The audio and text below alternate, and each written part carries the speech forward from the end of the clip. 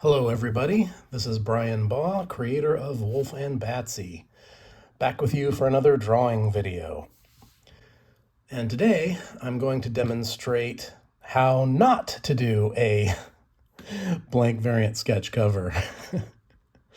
This is what one of my old art teachers used to call working without a net, like an analogy to an acrobat or a tightrope walker in the circus doing their act without a safety net.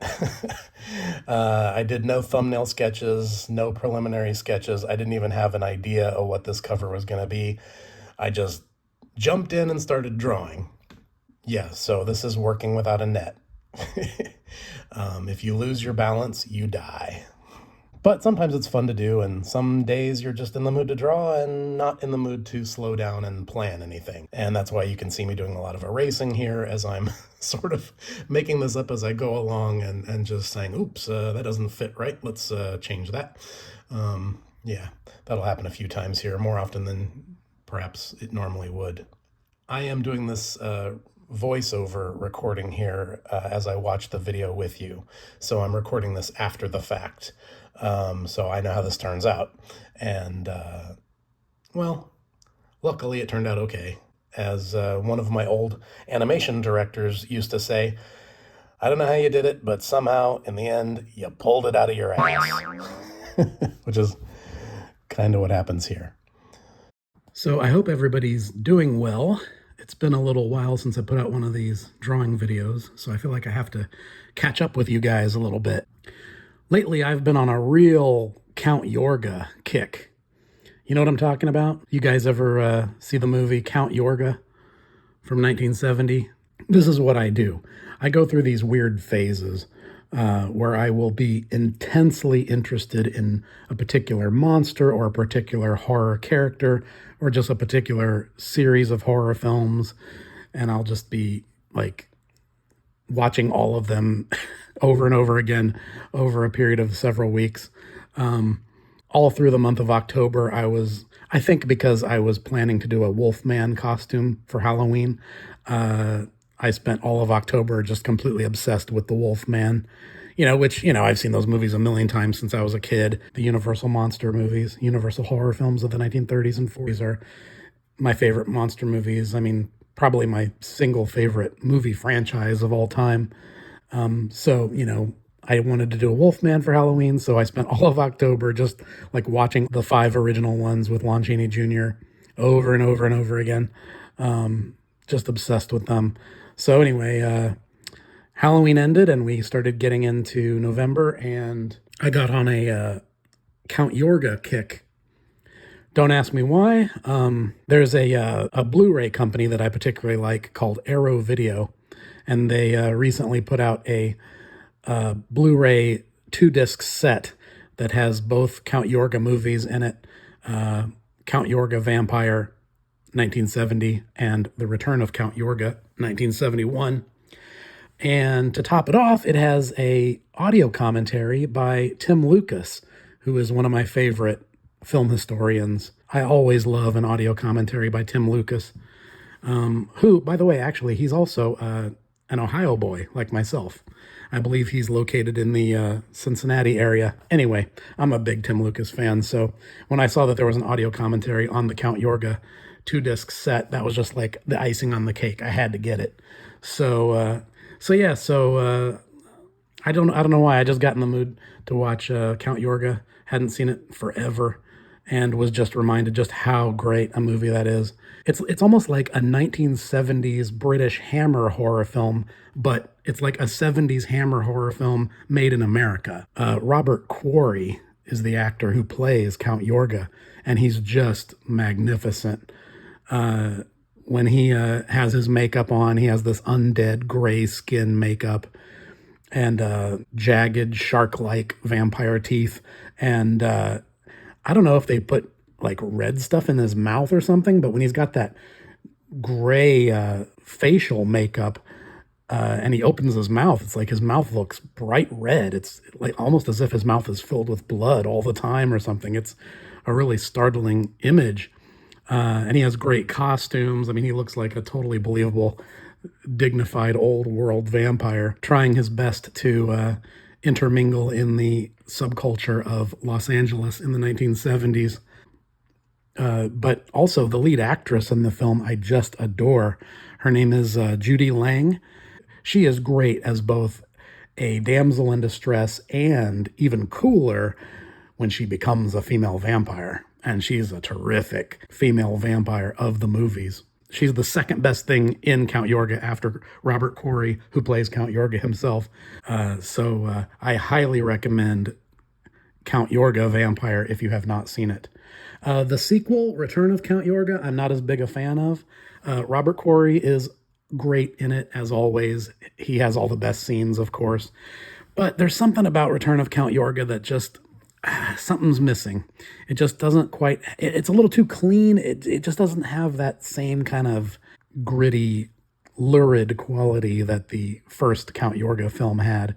And also, I'm sorry to say, but I'm just not the world's biggest fan of Mariette Hartley, who is the lead actress in Return of Count Yorga. I'm not saying she's a bad actress or anything. She seems like a good actress, but she just doesn't feel right for the film. She's just lacking that kind of dark horror damsel quality that you want in a leading lady in a horror film, you know? No offense to Mariette Hartley fans out there, but to me, she's just a little too good. She's got that beautiful, fresh face and that radiant smile, and she just beams wholesomeness and goodness. And she looks like she should be playing a benevolent queen of some beautiful kingdom who loves all of her citizens. I don't know. She just feels too sunny, too out of place in a vampire movie. So, you know, Return of Count Yorga is still worth watching just for Robert Corey as Count Yorga. But it's the first film that I watch over and over again. That's the good one. So anyway, that's what I've been up to lately. But I think we have some other business to take care of. On my last drawing video, I asked you guys to send me questions, ask me anything, give me topics to discuss on these videos. And I got a lot of responses this time, so I will try to go through them as quickly and efficiently as I can before the video runs out. Okay, so the first question comes from Norin Rad, a longtime supporter of Wulf and Batsy. He asks, have you thought about how you'd make a Wulf and Batsy movie or TV series? What kind of tone and look would it have? I'm guessing practical effects for Wulf. That would look so cool. Well, I appreciate the enthusiasm, but I don't know. I never say never, but at the same time, having worked in the TV animation industry for the past 20 plus years, I'm aware of just how rare and difficult it is to get any kind of animated series pitched and greenlit and then actually have them go through to completion and actually get made. Yeah, it's kind of a weird thing to even talk about because I don't believe in a million years it'll ever happen. And even if it did happen, I'm not sure how okay with it I would be. I'm very possessive and protective of Wulf and Batsy, and I'm not sure if I want to share my babies with other people, other writers who may not understand them, but once they start working on it, they get their own sort of possessive sense of ownership over the thing, and I don't know. I'm not sure I want to throw my babies into that meat grinder, if you know what I mean. But having worked 20 years in the TV animation business and just knowing how complicated that industry can be, I can only imagine how much bigger and more complicated it would be in the live action feature film department. You know what I mean? If it did happen, let's just pretend. Well, ever since I saw the second season of Breaking Bad, I've always thought Kristen Ritter would be the perfect actress to play Batsy, since Jill Banner is dead.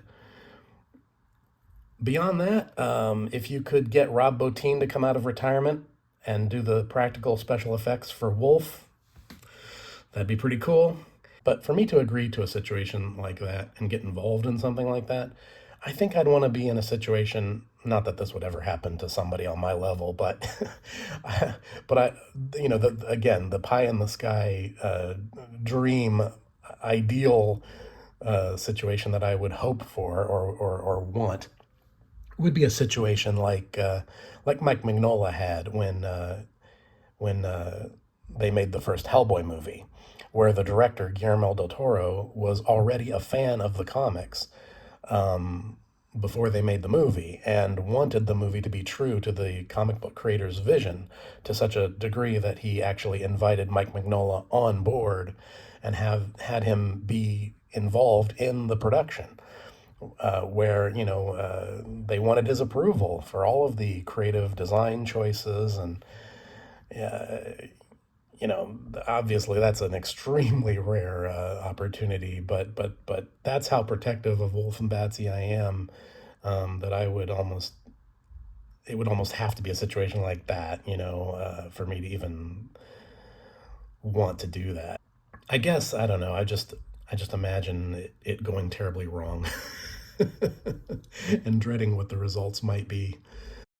I mean, seriously, can you imagine some modern day animation studio or even live action studio in this day and age trying to adapt Wolf and Batsy and do it faithfully, you know, making it humorous and cartoony, but at the same time putting in all of the graphic violence and blood and guts and gore and, let's be frank, sexual innuendo.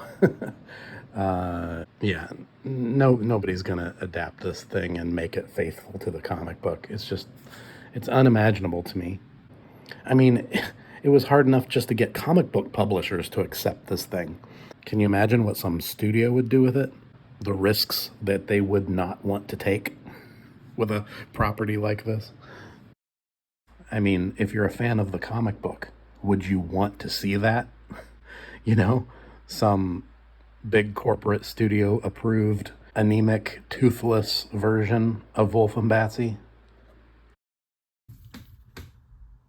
A bad movie can ruin the good name of a great comic book, and then people don't even want to try reading it anymore because the movie was so terrible and that's all they know from it. I would hate to see something like that happen to my precious little monsters. Anyway, Nornrad, I really thank you for the question. Sorry for my lackluster answer, but I do appreciate it, and I appreciate that you've been a longtime supporter of Wolf and Batsy, the comic books. So hopefully everybody will just be satisfied with Wolf and Batsy being a comic book, even if a movie or cartoon never happens. So moving right along to the next question, Kobold Blue Photography on Twitter asks, what are your thoughts when it comes to the Werewolf by Night streaming special directed by Michael Giacchino for Disney Plus? He goes on to say, personally, I would have loved to have seen them do something similar to the Marvel What If series. By that, I mean 30 to 37-minute short films that move away from the superhero genre to tell more gothic horror type stories centered around characters like Man Thing, Carter Slade Ghost Rider, Manphibian. Oh, I love Manphibian. What a great name and what a great character. And Simon William Garth the Zombie. I love that stuff. All those great 70s Marvel monster characters. I'll tell you, you know what? I was a big fan of the MCU Marvel movies, at least phases one, two, and three. It's pretty impressive to think that they churned out this franchise in 10 years that was sprawling and had a million characters and big story ideas and, cranked out about 20 movies roughly, and literally only a handful of them are bad. And some of them are genuine classics. I mean, the first Iron Man, the first Captain America film, the first Avengers film, I think, is one of the best superhero movies ever made. The Winter Soldier. Personally, My favorite MCU movie, really, I have to say, is Civil War, Captain America 3 Civil War. I love that movie. I get so caught up in that one when I watch it. And it probably helps by the simple fact that by some pure accident, all my favorite characters except Scarlet Witch ended up on the same team. So when I watch Civil War, I am definitely Team Iron Man, Team Stark. To me, Civil War has a lot of the same spirit that I experienced when I was 8 years old and saw The Empire Strikes Back for the first time in the theater when it came out in 1980. It's high spirited, rough and tumble action adventure, but it also has this deep character conflict going on. A lot of emotional turmoil in there. I just love that one, and I think that that battle at the airport is probably my all-time favorite action scene in any superhero movie ever.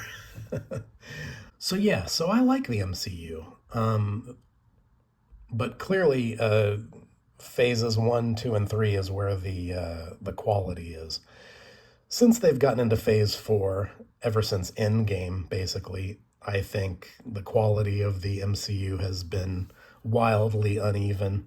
Some of the movies that they've put out since then have just been so weak and so directionless, and it's a shame. In my opinion, they should have just like stopped after Endgame and took a break, put the MCU on hold until they got the rights secured to make the Fantastic Four movie. That seems like it's the obvious next big thing to do. Even though, again, I liked some of the movies that came out after Endgame. I mean, I enjoyed the Spider Man movies, I enjoyed the Doctor Strange movies, and I loved that Werewolf by Night special that you bring up. The fact that it was in black and white, the fact that it was about Werewolf by Night at all. I mean, talk about an obscure comic book character that was one of my childhood favorites, but which I never would have dreamed in a million years that they would ever make a Werewolf by Night movie, let alone have Man Thing make a guest appearance in it. I mean, people can complain about the quality of the MCU or that the tone isn't always perfect or whatever, and believe me, I have those complaints too. But with something like that, I actually feel spoiled that it exists at all. And to be honest, I don't think they did a bad job with it. I'm not really complaining. I wasn't the biggest fan of the story they chose to tell with that character. I think I would have liked a slightly different story concept. But I thought the Werewolf by Night special was a lot of fun, and I wish they would have done more like that. So it would be amazing to see like an MCU special that was like Monsters Unleashed, the old comic book, and have Amphibian in there and Ghost Rider and the zombie. you know, wouldn't that be great? Yeah, I'd love to see that. Moving right along, let's see. B Spinny 26 on YouTube asked me three different questions. First, he asks, what hardness, size lead do you use to draw with? He's asking about the hardness of pencil leads. I'll answer that right now, real quick. I like to draw with a 2B pencil. It's a very soft lead, but not the softest, just right. B Spinny 26 goes on to ask, do you doodle or draw intuitively? And if so, what do you end up drawing? I assume you're referring to sketching. Well, yes and no. One of the weird things I've discovered about life as you get older, as you get married, especially after you have kids, and especially with a full time job, you have less and less and less time to just sit around and sketch for fun. You get to a point where all the drawing you're doing is just a preliminary sketch for whatever project you're working on, whether it's my thumbnails and sketches for my animation work, or whether it's page sketches for Wulf and Batsy comics or whatever, or character design sketches, things like that. But yeah, it's like The older you get, the more obligations you take on in life, the less and less free time you have, and you end up having to choose your battles with your free time very carefully. And unfortunately, and it really sucks because I used to love sketching when I was younger, but you get to a point where practically it's just harder to make time to just sit around and sketch for fun. Everything ends up being sketching in service to your actual projects you're working on. But yeah, I do try as much as I can whenever time allows. It's just that time doesn't allow that very often. I wish it did. To answer the other part of that question, you said, if I do, what do I end up drawing? When I do have time to sketch, what I usually end up drawing is zombies, monsters, anything that's just pure fun and easy. I'm not one of those guys that goes out and sits on the countryside and draws old barns or anything like that. I'm usually just sitting around someplace where I'm bored and I'm not paying attention to whatever I'm supposed to be paying attention to, and I just start doodling. And what usually comes out is rotted corpses and zombies and monsters with mouths full of big sharp teeth, killing boredom. That's what sketching is usually for these days when I have time to do it. B Spinny 26's second question is, any vintage tools, drafting tables you're into? Well, I'm not exactly 100% sure what you mean by that. As you can see from the video, I mean, I use traditional drawing tools when I'm doing my final illustrations. So yeah, I mean, I draw with an ink brush. I use crow quill pens, hawk quill pens to do my pen and ink part of the drawing. As far as drafting tables, no, not really drafting tables. I just have a standard art desk, drawing desk, which I actually got in 1991, my sophomore year of art school. And I've used it for everything ever since. I've just sort of taken it with me everywhere I've been. So literally every horror illustration I've done since 1991 has been drawn on that same art desk. Every comic book, including all the Wulf and Batsy stuff, was drawn sitting at that art desk. It just, hey, if something ain't broken, why fix it? Why replace it?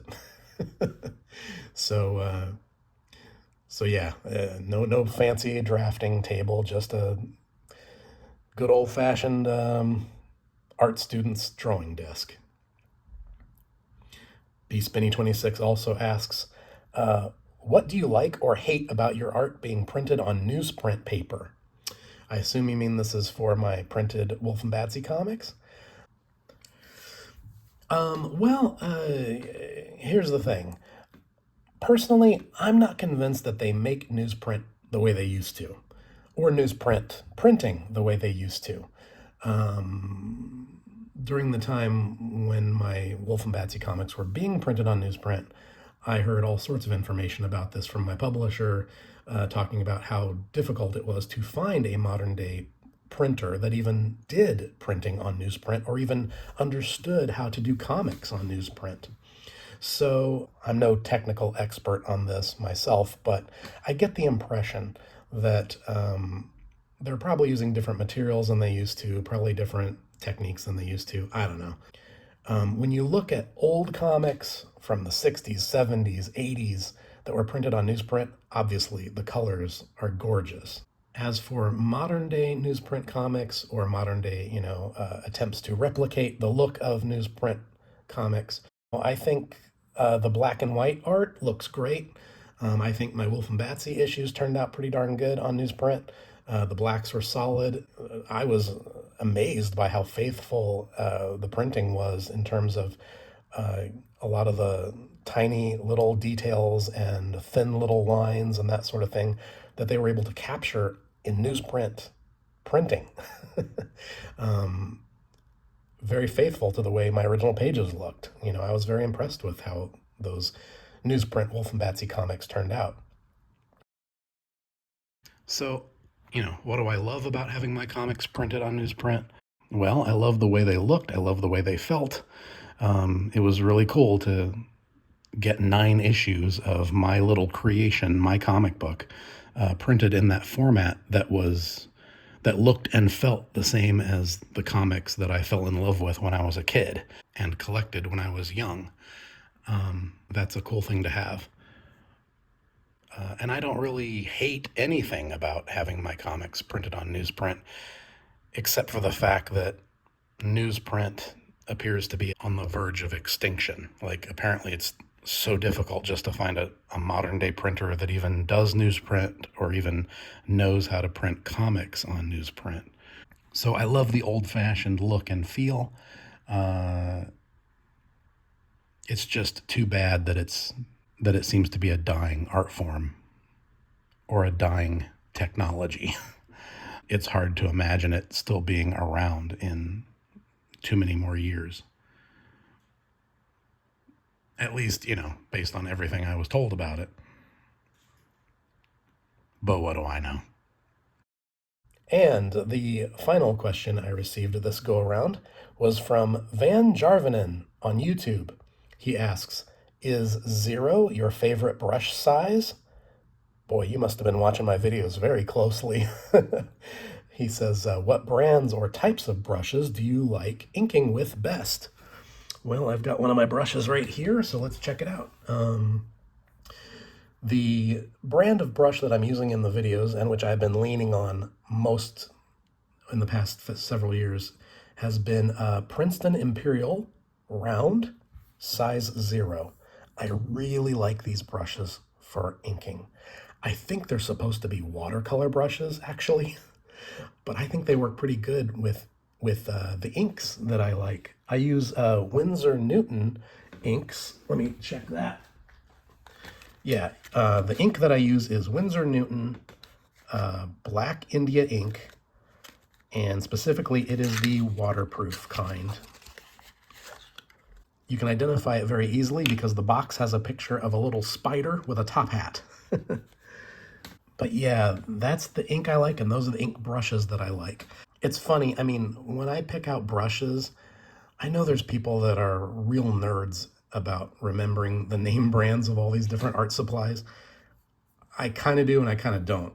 Basically, I just go to the art supply store and I look at all the brushes they have. If they have the kind that I'm used to using and know I like, I'll buy as many of those as I can get. But if I don't see the ones I'm most familiar with and like the best, I'll just kind of look at what they have and just kind of pick them up and look at the shape of the bristles, and I don't know, if it seems like a good brush for inking, I know it when I see it. And I'll just get it and not pay much attention to the brand name. I'm silly that way.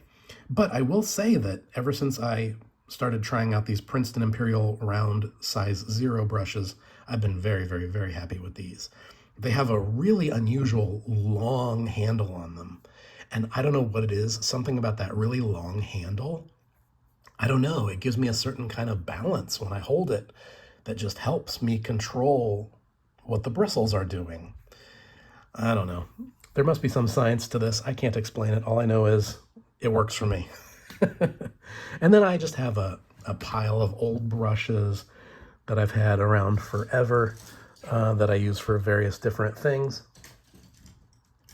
One of my favorite brushes that I've had for years is this brush called there's so much ink smudged on the handle of this brush that I can barely read the name of the manufacturer. I think it says Robert Simmons 785 White Sable size.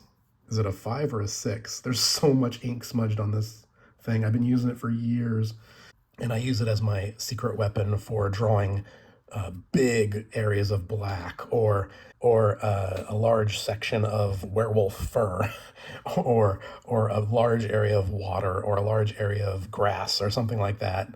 When I need to cover a large area with very organic lines going down very fast, this big, ratty, fat old brush. It's one of my secret weapons. It's one of my favorites. I go for it all the time when I need to do something crazy. And somehow this brush has never worn out or died on me. I should probably look into this brand and see if they have some other smaller fine point brush. But for now, I'm sticking with those Princeton Imperials size 0 with the very long handle. I like that brush. That's a good one to draw with. All right, that's pretty much all my information I can give you on that. And that was the last question I was asked, and I'm also running out of time on this video. So I guess that's it for this one. Send me more questions, guys. Drop them in the comments or send me private messages or send me questions on Twitter, whatever you want. It's fun. You guys are giving me great ammunition, stuff to talk about on the videos. Thanks for watching. Thanks for supporting my Wulf and Batsy comics. And see you next time.